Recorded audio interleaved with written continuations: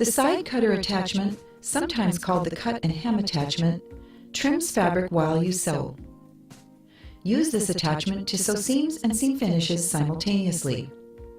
The excess seam allowance is trimmed away as you sew. The side cutter attachment has a forked arm that fits around the needle clamp.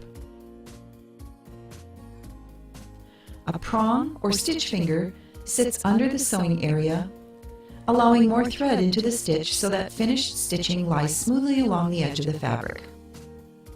There is a small blade that trims the fabric as you sew.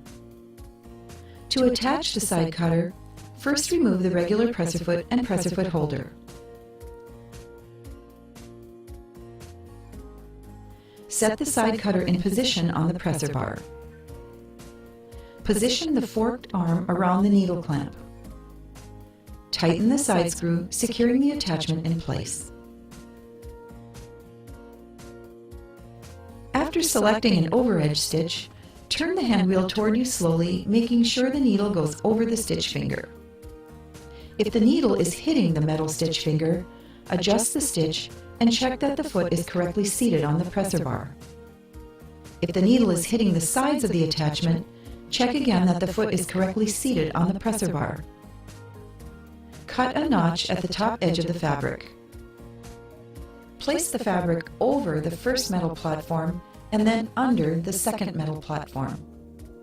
The blade cuts prior to the needle stitching, so be sure to have the fabric under the needle before starting to sew.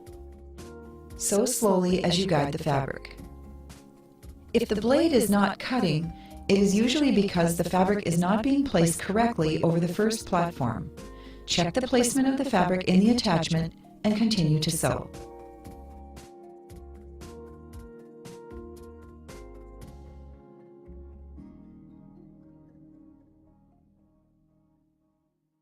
The side cutter attachment, sometimes called the cut and hem attachment, trims fabric while you sew.